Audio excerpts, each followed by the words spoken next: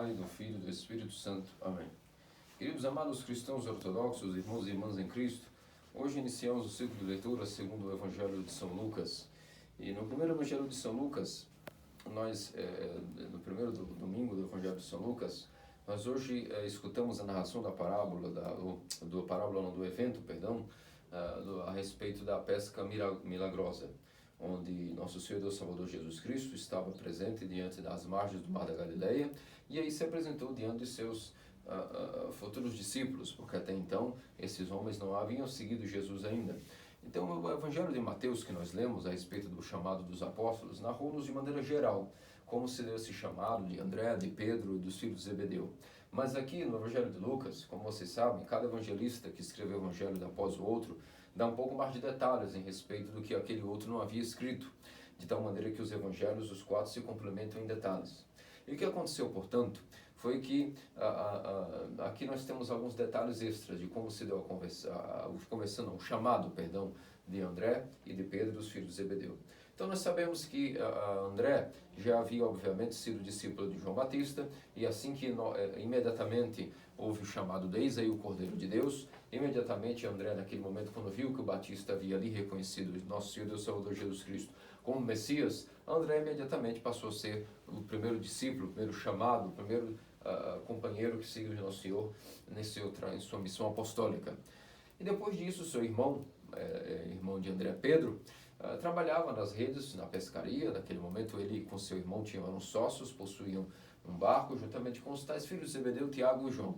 E então, uma vez que André já tinha se feito discípulo de Jesus, abandonado tudo e seguido, Pedro estava ali, escutava a pregação de Nosso Senhor aos margens do Mar da Galileia, escutava a sua pregação, mas não havia abandonado tudo para segui-lo. Mas o escutava com bastante apreço, obviamente com a indicação daquilo que era João Batista e tudo demais, e estavam, portanto, naquele momento nas margens do Mar da Galileia. E nesse momento Nosso Senhor apareceu, estava comprimido pelas multidões, e para que pregasse de maneira mais eficaz, para que pessoas não ficassem às suas costas, mas que ele pudesse ficar mais alto e mais destacado, e as pessoas pudessem estar à sua frente e escutando de maneira mais oportuna, ele se dirigiu aos dois barcos e pediu a Simão, que escolheu o barco de Simão, e pediu que ele se afastasse um pouco da margem, para que ele pudesse então pregar diante desse barco. E aí deu-se todo um longo sermão, longa pregação de Nosso Senhor, as pessoas ardiam em seus corações com as palavras maravilhosas que iam direto ao coração, através da palavra de Nosso Senhor e Deus Salvador, Jesus Cristo. E Simão estava ali escutando aquilo e o coração dele também ardia. Entretanto, chegou o momento que, quando finalizou-se a pregação, Nosso Senhor então despediu as multidões e disse a Simão naquele momento: Ei, lança a rede à direita do barco. E naquele momento, Simão, obviamente, disse a Nosso Senhor: olha, desculpe-me, mas nós trabalhamos a noite inteira. E qualquer pessoa que já trabalhou com pescaria sabe que a melhor hora de pegar os peixes é sobre a madrugada, a partir de 3 da manhã. Se ninguém pegou peixe 3 da manhã, não pegará tampouco nem 6, nem 7, nem 4, nem 8 da manhã, porque se trabalharam à noite, durante a vigília, lançaram as redes e não pegaram peixe, obviamente não será de dia, já no raiar da manhã, que haverá uma pescaria, algo contra até a lógica, contra a razão. Mas Pedro não parou aí, ele completou as palavras: mas a tua palavra, ó mestre, assim eu farei. E o que aconteceu foi que naquele momento, milagrosamente, houve o resgate de tantos peixes que a rede já estava a ponto de se rasgar e tiveram que chamar outros amigos para recolher esses peixes ao barco. Queridos amados cristãos ortodoxos, aqui nós vemos uma graduação ao longo desse sermão de como nós podemos nos formar, nos graduar em alto grau de vida espiritual. Primeiramente, a primeira coisa que ocorreu aqui foi que Pedro, obviamente, mostrou uma grande fé a Nosso Senhor. Pedro tinha uma fé, era a natureza dele, ele possuía esta fé. E esta fé, que significa fé na prática? A fé de Pedro era baseada naquilo quando nós chamamos que a pessoa possui fé verdadeira. Existem dois tipos de fé, como já falamos em outros sermões. Primeiro, a confissão de fé, a doutrina, entender qual é a revelação divina e crer nela. Mas existe a outro tipo de fé, que aqui nós chamamos de uma confiança total em Deus. E Pedro tinha era o coração dele, era a natureza dele, era o seu talento, e ele possuía essa confiança total. O que significa ter confiança total em Deus? Significa ter esta fé, significa confiança total. Que mesmo quando as coisas podem ir contra as nossas próprias opiniões, que mesmo quando as coisas de Deus, o que Deus nos manda, possa ir contra nossas atitudes, que mesmo contra o que, às vezes, o que Deus nos manda, vá contra a nossa experiência de vida suposta. E que mesmo que aquilo que a igreja nos mande seja contra até o senso comum, todo aquilo que o mundo entende como verdade, o senso comum, mesmo que o que a igreja nos diz, o que Deus nos ordena, os seus mandamentos, mesmo que eles vão contra tudo aquilo que nós temos convicções pessoais, nossas atitudes, nossa experiência, até o senso comum, ainda que o que a igreja nos ordena, ainda que o que Deus nos comanda vá contra tudo isso, a confiança em Deus é estabelecida quando tudo vai contra até a lógica e a razão. Nós mesmo assim somos obedientes e confiamos em Deus. Fazemos aquilo que Ele mandou sem questionar. Isso significa uma confiança total em Deus. Em outras palavras, fé. A fé, segundo a confiança, é esta que vos narrei aqui. E que Pedro, era a natureza dele, Deus havia o dado este dom de uma fé inabalável, ao qual não titubeava, não hesitava, e ele, portanto, sem hesitação, automaticamente disse, bom, a tua palavra eu farei.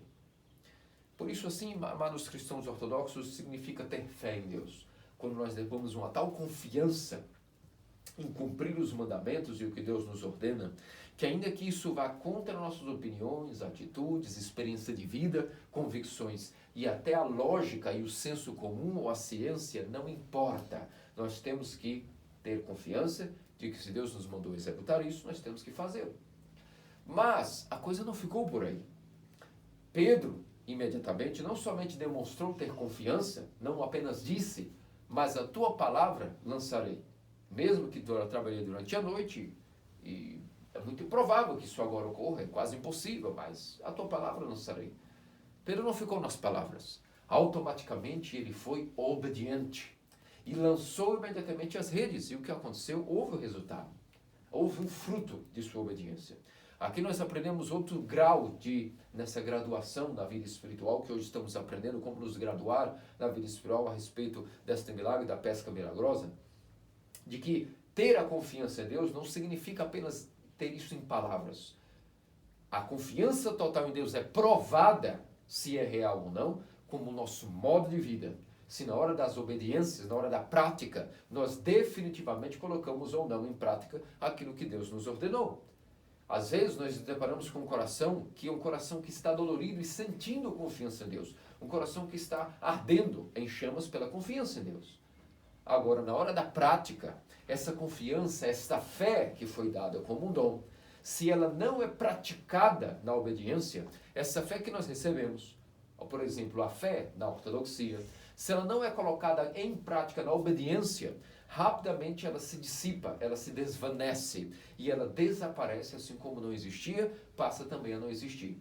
Portanto, quando nós temos essa confiança, Deus trabalhou o nosso coração com sofrimentos, nos deu a fé ortodoxa, nos deu a chama de ter ardência, aqueles primeiros anos onde o zelo nos consome, estamos totalmente convictos de que teremos confiança naquilo que a ortodoxia nos dá.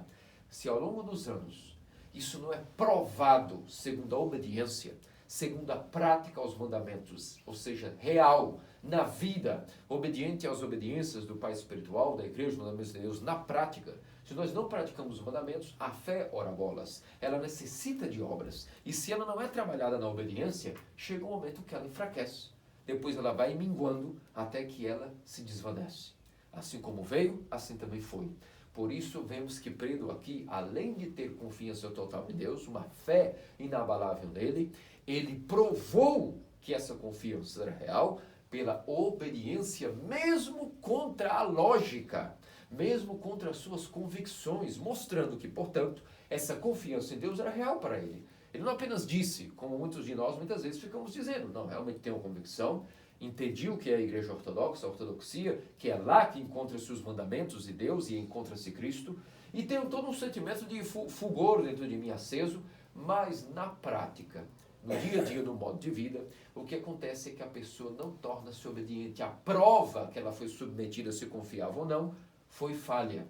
E por não ser obediente, o que acontece é que quando nós não praticamos a obediência, que é a mãe de todas as virtudes, esta fé, com o tempo, vai minguando e desaparece. E aí se explica porque é que uma pessoa estudou tanto, chegou à igreja ortodoxa, era feliz, entendia que só aqui possuímos o paraíso e a vida eterna, e de repente, pela falta de obediência, essa fé como passa a ser algo confuso, sendo que era algo tão claro.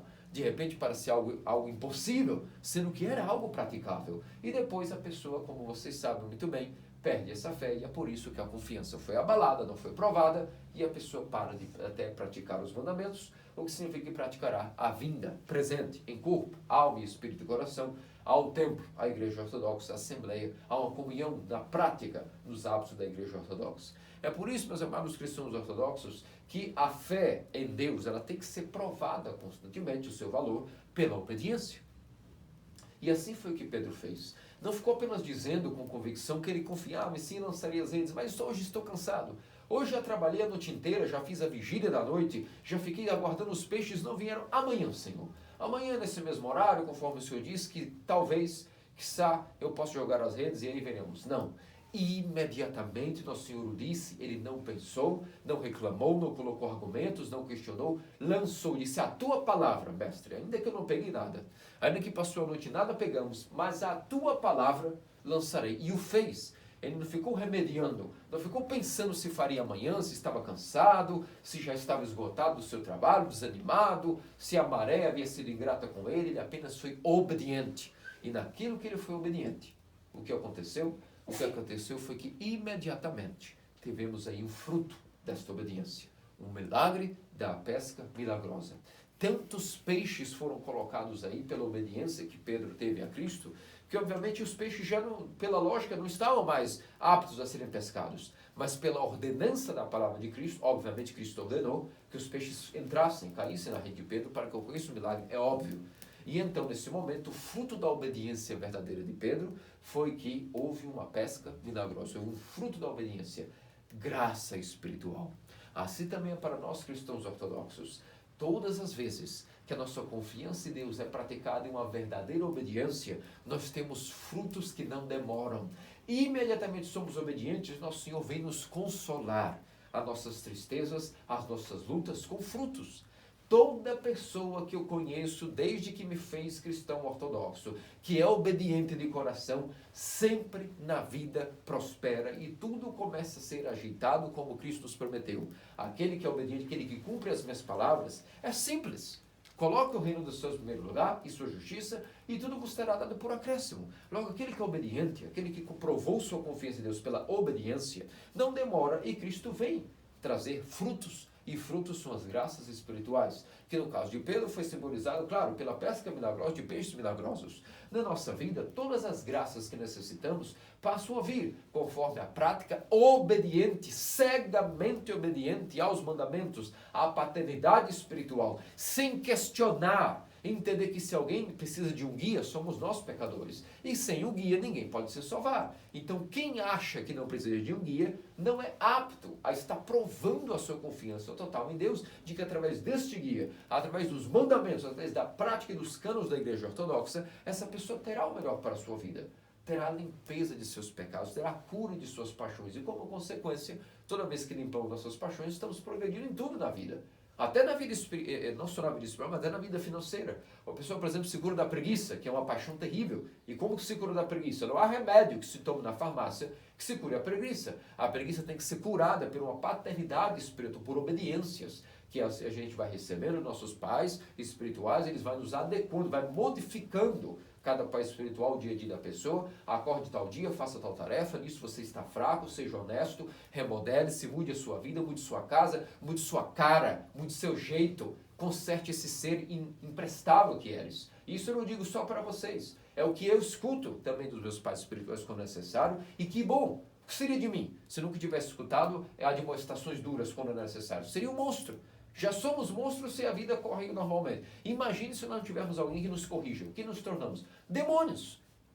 Demônios homens, como chama-se João Clímaco. Um estado abaixo até do que é o estado humano de ser. Aquele que segue a sua própria vontade torna-se um demônio humano. Por isso é necessário que nós tenhamos obediência cega à paternidade. O que acontece? Rapidamente aquele que é obediente não ficar sendo torturado em não faça isso ou faça aquilo. Não é isso. A obediência é o amor.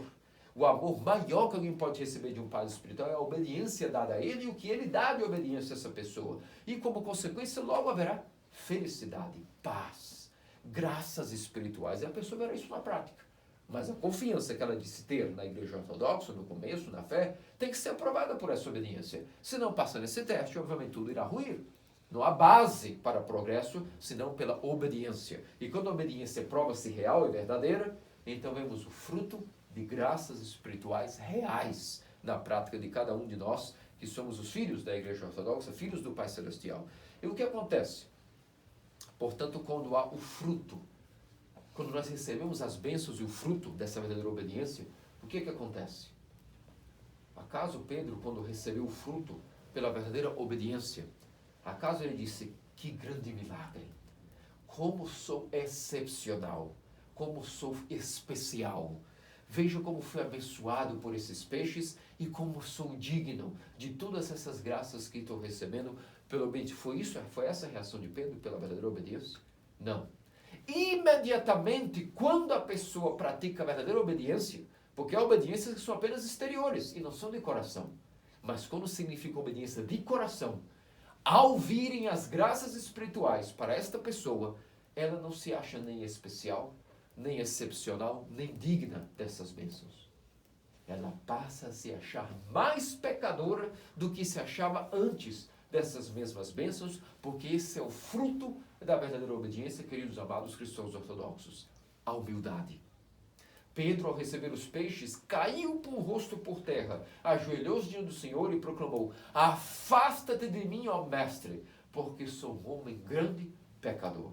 Aí está o fruto de uma obediência de coração, que não é uma obediência só feita por atos, com medo de correções. A obediência como menino, a obediência de coração, verdadeiramente provando a confiança em Deus, produz um fruto conforme recebemos os consolos das graças espirituais oriundas da obediência. E esse fruto final é a humildade. E a humildade é a perfeição de todas as virtudes. É o mais difícil de se adquirir na escala espiritual, é a humildade. Quem pode dizer que é humilde? Mas aqui nós estamos estudando hoje, através da pesca milagrosa, como graduarmos espiritualmente nos altos graus elevados da vida espiritual, que começa pela fé inabalável em Deus, chamada confiança, ainda que seja contra nossas opiniões, convicções, atitudes, experiências ou senso comum. E essa confiança testada pela obediência verdadeira, essa obediência verdadeira nos traz bênçãos, e essas bênçãos, se são frutos de uma obediência verdadeira, causam-nos não orgulho, nem altivez, mas humildade. Agora, quando trata-se de obediência exterior, só fazer por fazer, nós também adquiriremos bênçãos. Deus nos dará as bênçãos da mesma maneira, para que nos ensine coisas. E ao recebermos essas bênçãos pela obediência exterior, a vida espiritual vai prosseguir, as bênçãos virão, mas como a obediência não era de coração, o que acontecerá é o farisaísmo produzido por uma obediência exterior. Em vez de humildade, a pessoa que tem uma obediência falsa, ao receber as bênçãos, ela se proclama, graças a Deus, digno que sou, especial e excepcional, que sou melhor do que os outros. É claro que eu pratico os mandamentos. É claro que eu pratico o que a igreja ortodoxa nos ensina. E é óbvio que, como consequência, eu tenho que receber essas bênçãos. Eu sou digno disso. Pratico, não sou um pecador como os demais. Minha vida está sendo organizada conforme a igreja me diz, e é claro que por isso eu sou digno de bênçãos. Um fruto demoníaco, um fruto diabólico, chamado orgulho e altivez, o farisaísmo. Quando a obediência é verdadeira, temos aí o exemplo de Pedro. De coração, ele era obediente. De coração, ele recebeu bênçãos. E o fruto de todo esse processo espiritual é que quando a pessoa que é pecadora vê que Deus, mesmo vendo os seus pecados, a perdoou, a curou, a consolou, a deu chance de arrependimento, a deu sinais de vitória contra as paixões, o que acontece quando a pessoa recebe essas graças? Ela se sente mais pecadora do que era. E como gratidão a Deus, ajoelha-se diante dele e oferece a sua miséria a Deus. Está aí o fruto correto da verdadeira obediência, que nos produz alto grau de humildade. Porque ao recebermos as bênçãos, vemos que não éramos nem merecedores de nada. Mas se mesmo tão pecadores, Deus nos consolou através da obediência, vemos, olhe, veja quão podre eu sou. E mesmo assim o meu Deus não me abandonou, curou-me e deu-me nova chance, deu-me o bem, deu-me consolo. É claro que diante disso, eu me sinto ainda mais pecador. E, obviamente, o fruto é a humildade. É por isso, meus amados cristãos ortodoxos, e quando nós estamos galgando esse caminho da obediência, nós recebemos consolos.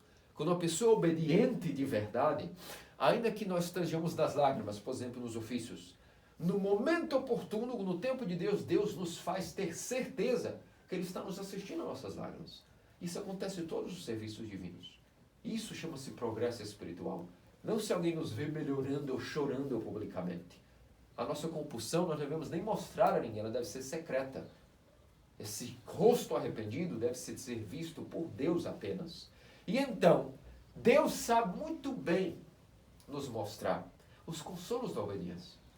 Na hora que pecamos, na hora que caímos, na hora que fracassamos, mas estamos pedindo, não consolos, mas o perdão de nossos pecados, então pela obediência perseverante, nosso Senhor sabe como nos fazer que mesmo no sofrimento e na dor, Ele nos comunica através da visão divina de que Ele está nos assistindo, está ao nosso lado, está vendo o nosso sofrimento, e isso para nós é um consolo tão supremo que para nós, automaticamente, nós caímos em mais lágrimas e dizemos, meu Senhor e meu Deus, quanto mais pecador eu sou por ver agora que Tu não me abandonastes. Tu estás comigo, está limpando os meus pecados, está me dando certeza pela Tua visita em meu coração de que observas e assistes à minha luta. Esses são os consolos e as graças que toda pessoa obediente recebe, por isso que ela não desiste. Pode parecer muito difícil ser obediente. Os santos de antigamente eram obedientes nos mais mínimos detalhes. Nós estamos muito distantes dessa obediência dos santos. Entretanto, se o desejo de nosso coração é ser obediente, e vamos tentando no dia a dia ser obediente, nosso Deus sabe como dar-nos graças verdadeiras por essa obediente. E essas graças são exatamente a certeza e a convicção de que Ele está do nosso lado, nos observando a nossa luta. Mesmo as paixões, mesmo quando caímos feio, quando nós estamos ali lutando, Deus sabe como nos consolar por voltarmos a sermos obedientes. Ele nos visita e nos dá certeza de que está nos assistindo. Isso é o que nós ganhamos nos ofícios, na liturgia, nas orações privadas, na oração de Jesus, diante dos ofícios. É isso que nós ganhamos, esses consolos, mas só quem é verdadeiramente obediente de coração. Por isso, meus amados cristãos ortodoxos, vamos praticar, vamos galgar esses degraus espirituais que Pedro nos mostrou através de seu exemplo, e vamos nos graduar nesta vida espiritual em alto grau de elevação, na confiança total, provada e expressada na obediência, que porventura é automaticamente produtora de consolos, e esses consolos nos produzem, por fim, a humildade. Nossa geração, infelizmente, é muito fraca, e quem pode dizer que é humilde? Quem pode dizer que é obediente? Quem pode dizer que tem confiança total em Deus? Entretanto, há uma questão a respeito de tudo isso que estamos falando. Quando alguém mesmo sinceramente reconhece que não tem a confiança total em Deus, mas ao menos confessa honestamente isso ao seu pai espiritual, confessa a Deus e ora e oferece esse desejo, sinceramente faz um exame de consciência e diz, Deus meu, eu não tenho total confiança em Ti, a minha fé é fraca, eu hesito, eu não consigo colocar Teus mandamentos acima das minhas opiniões, da minha experiência, das minhas atitudes e nem do senso comum, eu sou fraco. A opinião dos outros me importa, sim. Eu fico muito preocupado, sim, se não estou contrariando a lógica e a ciência, ou o senso comum, ou as minhas experiências. Eu tenho certas convicções pessoais e opiniões que são caras a mim, não quero abandoná-las. Mas eu confesso a Ti e não quero morrer assim. Eu quero que Tu me cures e preencha em mim a força necessária para ter a confiança total. Então, Deus, vendo que a pessoa tem essa sinceridade, tem essa disposição, Ele virá no tempo correto, irá curar a falta de confiança nele. A mesma coisa, a obediência. Quando uma pessoa não consegue ser obediente em tudo que a Igreja Ortodoxa nos diz, e assim somos todos nós, quem pode dizer que é obediente em tudo que a Igreja nos manda? Nossa geração é muito fraca. Mas não façamos igual aos fariseus, que porque eram obedientes em 1 ou 2 mandamentos, acreditavam que eram dons de Deus à humanidade. E por isso o fruto deles era total orgulho, conforme recebiam as graças. Não. Se ao contrário, se nós não temos a total obediência a Deus, vamos pedir, vamos nos humilhar diante de Deus e dizer, eu não tenho essa obediência. E toda vez que nós cairmos por falta de obediência, e sim haverá muitas quedas, haverá muitos desastres, haverá tragédias, haverá fracassos. Mas o que acontece? Todas as vezes que nós cairmos da obediência aos mandamentos, vamos automaticamente levantar, recomeçar e dizer a Deus: eu não vou nem lembrar do que é que eu te desobedeci. Eu não quero lembrar. Eu quero, a partir de hoje, simplesmente voltar a te obedecer. Eu quero ter a força, segundo a tua promessa, segundo a tua graça, de voltar a ser obediente. Ajuda-me. E então, nesse momento, nosso Senhor também virá em nosso consolo e nos fará ser obedientes. 1, 2, 3, infinitas vezes houverão quedas, fracassos, mas, se necessário, vamos morrer lutando. Vamos morrer lutando pela obediência. Se isso for necessário, que a morte então nos leve naquele momento e que sejamos lutando e debatendo-nos para sermos obedientes. E então nosso Deus, vendo esse desejo da obediência, nos dará as graças conforme essa obediência sincera. Portanto, ainda que nós sejamos hesitantes naquilo que diz respeito à confiança em Deus, peçamos a força para que a confiança seja total. Se somos fracos, desobedientes, e estamos sempre caindo nas desobediências, vamos ser sinceros. Vamos confessar ao nosso Pai espiritual que aquela obediência que Ele nos deu, não cumprimos. E Ele vai nos amar mais uma vez, vai nos perdoar, vai nos dar absolvição, nos dará conselhos. Assim também será Deus no céu. Tudo o que será ligado aqui, será ligado também no céu. E nosso Deus nos dará a força de ir não desistindo, mas completamente lutando dia após dia pela obediência. Há uma diferença muito grande nisso, e se bem dizer, não, como eu caí tal dia e fracassei, eu não sirvo para ser obediente. Vou me rebelar, estou confuso e simplesmente abandonarei as práticas que a Igreja Ortodoxa me ensina, não frequentarei mais os ofícios, nem o templo, seguirei minha cabeça, serei o meu guia porque eu já fui desobediente, não sirvo para isso, estou traumatizado. Isso é orgulho, queridos amados cristãos ortodoxos. É orgulho falsificado de piedade e de falso autoconhecimento. Orgulho e vaidade, falta de coragem, covardia camuflada de pietismo, covardia que está camuflada por um senso de responsabilidade para com os nossos fracassos. Mentira! Isso não passa de ser, na verdade, uma fabricação demoníaca para nos afastar daquilo que é o verdadeiro caminho. Perseverança, mesmo nos fracassos, da obediência. Isso chama-se, em uma só palavra, ser obediente. Mesmo quando o nosso orgulho parece ter sido afetado, por termos caído, cometido coisas terríveis, reconhecer que essa é a natureza de Adão. E por isso mesmo ela tem que lutar para ser obediente, porque foi pela desobediência que o homem caiu, e pela obediência que o homem nos salvou. Portanto, aprendamos esses segredos da vida espiritual, nunca desistindo, nunca maldizendo a nós ou a Deus, blasfemando. Porque assim diz São Paulo em sua epístola, aqueles que infelizmente não praticam os mandamentos, blasfemam o nome de Deus. Significa que quando nós, desobedientes, simplesmente chutamos o balde e não estamos interessados em voltar de onde paramos, recomeçar a obediência, nós estamos blasfemando o nome de Deus entre os que creem e afastando da verdade aqueles que estavam se aproximando da verdade pelo nosso falso testemunho. As pessoas que estão se preparando para o batismo, ou que vêm pessoas que simplesmente param de frequentar, é um pecado terrível. As pessoas não sabem, estão cegas, elas não entendem o que estão cometendo de gravíssimo ao pararem de frequentar a Igreja Ortodoxa por suas faltas de obediência. O que acontece? Estão cometendo uma blasfêmia ao nome de Deus, porque estão afetando pessoas ao redor e impedindo-as de até virem para a verdade. Tanto os que eles conhecem, quanto outros que estavam acompanhando essa suposta conversão. Por isso, qual é o caminho correto? Recomeçar a obediência todos os dias, ainda que fracassemos. E isso chama-se o caminho da verdade, que produz bênçãos. E essas bênçãos, se são frutos de humildade, de uma obediência verdadeira, produzem orgulho. Não a pessoa crendo-se especial ou excepcional por receber essas bênçãos, mas sentindo-se ainda mais pecadora do que era, porque foi comunicado no coração. Veja, mesmo você sendo pecador, eu sou o teu Deus, eu te amo, eu te protejo, estou aqui para consolar-te. E então a pessoa, quando tem essa certeza, essa comunicação da energia criada em ensino dos ofícios, no arrependimento, ela automaticamente vê o seu estado e passa a reconhecer-se muito mais pecadora do que antes, quando as paixões estavam inflamadas. Por isso é que essa verdadeira obediência produz uma humildade, que é um estado de espírito pacífico, cheio de graça, cheio de mente dotada de humildade, luz e muita paz interior. Sim, a dor do arrependimento, a dor do fracasso, mas essa dor do fracasso na obediência pela obediência recomeçada, produz alegria, produz lágrimas, produz um estado que dói pelos pecados, pela queda que cometemos, mas automaticamente isso não para aí. Isso é renovado pela graça do perdão e dos consolos que Deus nos dá.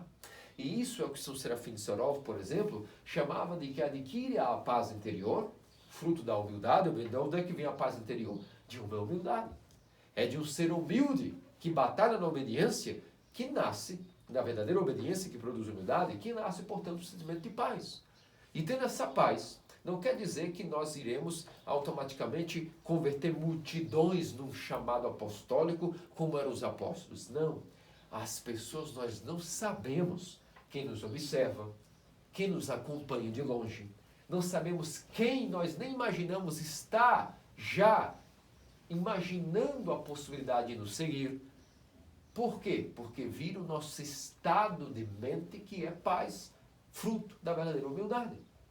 E então, qual é o fruto final da verdadeira humildade num ser que terá, portanto, paz interior e milhares ao seu redor encontrarão a salvação, como disse o Serafim? Haverão multidões que nos seguirão como seus apostólicos? Claro que não, não é tempo para isso. Para que preguemos e uma série de 3.000 pessoas começam a frequentar o templo. Não é isso. Mas o que Cristo respondeu a Pedro quando ele disse: Senhor, afasta de mim, porque sou um homem muito pecador. Ao ver aquela pesca milagrosa, ao ver a contralógica, contrassenso, a rede cheia de peixes, mesmo fora de hora, completamente fora de qualquer tipo de conjectura que Pedro pudesse ter, houve um milagre. Qual foi a resposta do Senhor quando ele pronunciou as palavras: Pedro, afasta de mim, ó mestre, que sou um grande pecador, ou seja, eu sou digno de participar dessas graças que tu estás me dando diante de um homem tão pecador como eu. Fruto da verdadeira obediência, produzir verdadeira humildade. O que Nosso Senhor disse a ele? Eis que agora tu não serás mais um pescador comum, serás feito pescador de homens. Portanto, quando nós somos obedientes, provando a nossa confiança em Deus, e o fruto dessa verdadeira obediência é humildade, as pessoas que nos acompanham vão vendo esse estado pacífico de mente, essa harmonia, essa triste alegria que carregamos pela humildade, fruto da verdadeira obediência. E então as pessoas, quando vão nos acompanhando, nosso estado mental de paz, de alegria, por sermos humildes, automaticamente elas vão nos acompanhar, vão nos seguir. Aquelas que estão procurando a clara verdade. Deus sabe como mexer os seus pauzinhos, digamos assim, para que as pessoas que estão procurando a verdade encontrem pessoas verdadeiramente humildes, com estado de paz mental que atrai milhares para a salvação, como disse o Serafim. É disso, queridos amados cristãos ortodoxos, que temos que pedir a Deus as graças de entendermos e praticarmos obediência, mesmo colocando em xeque a nossa confiança em Deus, nos mandamentos, mesmo se isso contrariar nossas experiências, nossa convicção, nossa suposta sabedoria, nossos estudos, até o senso comum deve estar abaixo do cumprimento da obediência aos mandamentos. E essa obediência que prova a verdadeira confiança, se é verdadeira, produz graças. E essas graças, esses consolos, a visita de Deus que diz: eu estou aqui te observando, estou aqui observando a tua luta. Lágrimas são produzidas disso, e essa compulsão produz, portanto, um estado de noção de mais pecaminosidade, e não altivez e excepcionalidade, ao contrário, humildade. E essa humildade produzirá um estado mental de paz e tranquilidade, que é capaz de fazer com que as pessoas que estão procurando paz e cura a esse mundo que é caótico, que tem essa